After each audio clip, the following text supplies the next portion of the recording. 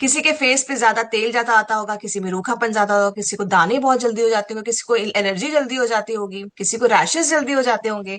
तो आप ये जब देखते हैं तो आपको ये समझ में आ जाता होगा भाई कि मेरी स्किन उसके स्किन से डिफरेंट है। अब इस कंसेप्ट को समझना यहाँ पर इसलिए ज्यादा जरूरी है क्योंकि जब हम किसी को अपने प्रोडक्ट्स देते हैं, हम उसको उसी के स्किन के हिसाब से उसकी एप्लीकेशन भी बताते हैं। ठीक है। मैं इसको एक छोटे से एग्जांपल से आपको कोट करती हूँ, आप शायद अच्छे से समझ पाएंगे। देखिए, भगवान ना करे कभी डॉक्टर के पास जाना पड़े, लेकिन क्या अगर आप डॉक्टर के पास कभी गए हैं किसी भी कारणवश, तो क्या आपने देखा है कि डॉक्टर ने एक पैकेट बना के रखी है दवाई, और कितने भी जो मरीज आ रहे हैं सभी को वही सेम पैकेट दवाई की दे दिया है? नहीं ना। क्यों?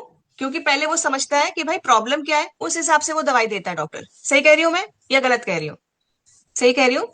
उसी प्रकार से आप जब किसी व्यक्ति को मिलते हैं, चाहे वो अपने परिवार के लिए प्रोडक्ट ला रहे हैं, चाहे अपने खुद के लिए प्रोडक्ट ला रहे हैं, या किसी भी थर्ड पार्टी या कस्टमर को आप बता रहे हैं प्रोडक्ट्स हमारे, सबसे पहले जरूरी है समझना आपके उसके स्किन टाइप को, कि उनका स्किन कैसा है। ठीक है। वरना आप ये बताइए, इतने सारे ब्रांड हैं, इतने सारे ब्रांड हैं, कंपटीशन की कमी नहीं है, प्रोडक्ट्स की बाजार में कंपटीशन की कमी नहीं है, लेकिन कोई क्या ब्रांड आके बताता है कि भाई देखिए आपका स्किन ऐसा है, आप मुझे इतना ही अप्लाई करिए? कोई ब्रांड ये नहीं बताता है। ये ताकत आरसीएम में ही है, ये विश्वास आरसीएम में ही है कि क्योंकि हम सेवा भाव को अपने आप से पहले रखते हैं, तो वहां पर हम लोगों को पहले जागरूक करते हैं कि वो समझ सके कि उनका भी स्किन क्या है, क्यों वो बार बार इतने प्रोडक्ट्स बदलने के बाद भी प्रॉब्लम फेस कर रहे हैं। प्रोडक्ट्स की क्वालिटी एक सेकेंडरी चीज है, पर पहले खुद को समझना, उनको खुद को पता होना चाहिए कि उनका स्किन कैसा है। ये आप बताएंगे उनको, क्योंकि आपको यहाँ पर ये मौका दिया जाता है समझने का। तो नॉर्मल स्किन क्या स्किन होती है पहले वो समझते हैं। नॉर्मल स्किन होती है कि इसको बहुत ज्यादा मेंटेनेंस की जरूरत नहीं होती है। ठीक है। ज्यादा आपको देख रेख करने की जरूरत नहीं होती है। आप एकदम लो बिल्कुल। मेंटेनेंस स्किन होती है ये, जिसको बहुत ज्यादा पैनिक नहीं करना पड़ता, सरदर्दी नहीं लेनी पड़ती, अरे ऐसा करना है वैसा करना है। ठीक है। तो ऐसे साथी होते हैं जो कि ब्लेस्ड होते हैं, जिनको बहुत ज्यादा मेहनत नहीं करनी पड़ती अपने ऊपर। अब जो दूसरी स्किन टाइप है, ऑयली स्किन, ड्राई और ऑयली स्किन। ड्राई स्किन में क्या होता है, आपको पहले वो हम जानते हैं। ड्राई स्किन आपकी ऐसी स्किन होती है जिसमें जब आप फेस वॉश करके आए होंगे जितने साथी, अभी उनको अपने स्किन में खिंचाव महसूस हो रहा होगा, उनको लग रहा होगा कि दिमाग बार बार जा रहा होगा कुछ चेहरे पे मैं लगा लूं। आप दिमाग को रोक नहीं पाएंगे क्योंकि आपका माइंड बोल रहा है आपको कि चेहरे पे कुछ लगा लो, स्किन खिंचाव महसूस कर रहा है। जैसे संतोष जी ने बताया कि उनको जो है मतलब चेहरे में कुछ उनको महसूस ज्यादा नहीं होता था, तो कभी मॉइस्चराइजर लगा लिया नहीं लगा लिया, तो वो कहीं ना कहीं शायद उनकी नॉर्मल स्किन के टाइप में आती होगी। सर्दी में थोड़ा सा ड्राइनेस आ जाती होगी, बट वैसे वो नॉर्मल स्किन के होंगे। बट जैसे भुवनेश्वर जी ने कहा कि उनको खिंचाव महसूस होता है, स्किन आप समझ रहे हैं ड्राई होने की वजह से क्रैक हो जाती है। ठीक है, खींची खींची लगती है, क्रैक्स दिखते हैं, सफेद पना दिखता है। ठीक है, ये आपको महसूस होगा। ऑयली स्किन में क्या होगा, आपका ज्यादा ऑयल प्रोडक्शन होगा, स्किन के अंदर से तेल की फैक्ट्री बहुत ज्यादा काम करना शुरू कर देती है जब आप गर्मी के मौसम में जाएं। और आप अगर जैसे सर्दियों की तरफ आ रहे हैं तो ये थोड़ा सा ऑयली तो रहती है, बट उतनी ऑयली नहीं रहती है। तो यहाँ पर ऑयली स्किन हो जाती है।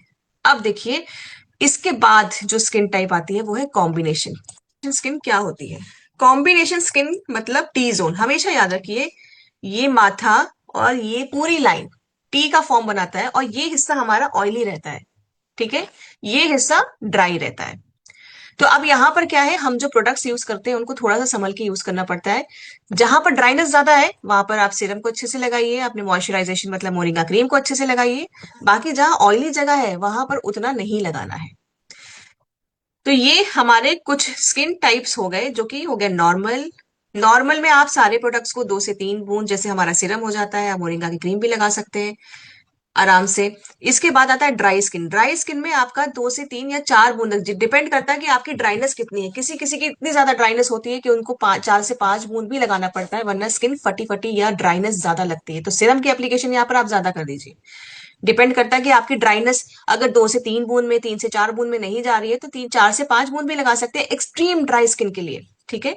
आप मोरिंगा क्रीम भी इसमें लगा सकते हैं। डिपेंड करता है कि आपको मोरिंगा क्रीम की क्वांटिटी कितनी बढ़ानी है आपकी स्किन की ड्राइनेस के ऊपर। अगर आपको लग रहा है कि मटर के दाने जितनी बार में लेने के बाद मेरी स्किन अच्छी फील कर रही है, तो ठीक है। अगर आपको लगता नहीं थोड़ी सी क्वांटिटी बढ़ानी चाहिए, तो आप उसको खुद जज करिए और अपनी उस क्वांटिटी को बढ़ा सकते हैं। ऑयली स्किन, ऑयली स्किन में मतलब आपके प्रोडक्ट को ज्यादा डालने की जरूरत नहीं है, तो आपका 1 से 2 बूंद सर्दी के मौसम में, और गर्मी के मौसम में ऑयली स्किन में तो सिर्फ 1 बूंद ही सफिशिएंट है, क्योंकि गर्मियों में और ज्यादा आपका ऑयल प्रोडक्शन हो जाता है।